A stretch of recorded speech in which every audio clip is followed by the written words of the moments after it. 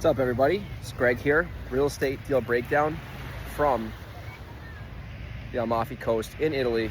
Look at this, ridiculous here.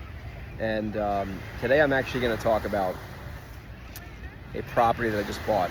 It's in Washington. It's in Federal Way. Found the deal through, I think it was calling or texting. Ended up, owner responded to call or text and wanted to sell. They were living there. Property needed some work, nothing crazy. And owner was super cool, nice guy.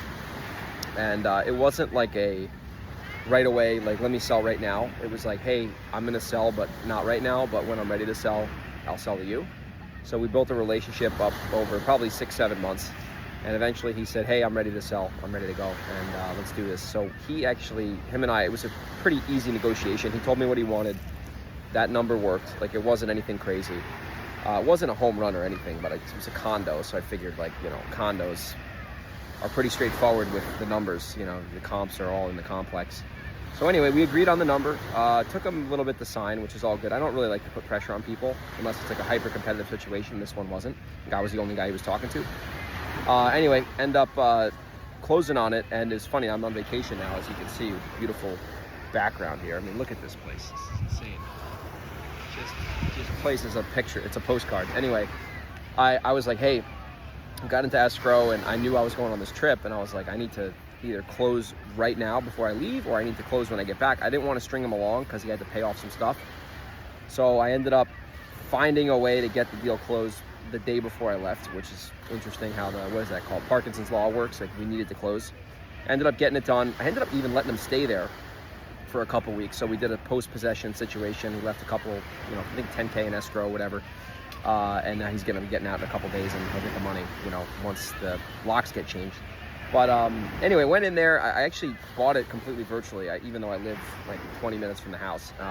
Probably $25,000 worth of work, I'd say, like worst case Ontario, AKA scenario. So plan is to list it for $239. Hopefully that gets it going right away. If not, we can get multiple offers and get that highest and best. But I did the numbers. If it all shakes out and moves for $239 and I am in it for $25K off the bone, which means around that number, should make a $35 to $40K profit net, which isn't bad, because normally what I do with flipping houses, if it's a wholesale, this is not a wholesale, this is an actual rehab, but if it's a wholesale, you want to make 10% of the sales price, if not more.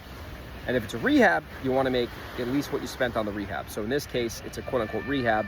It's about a $25K budget. Should make more than that, should make about 40. So that's the deal. Came from cold calling and texting.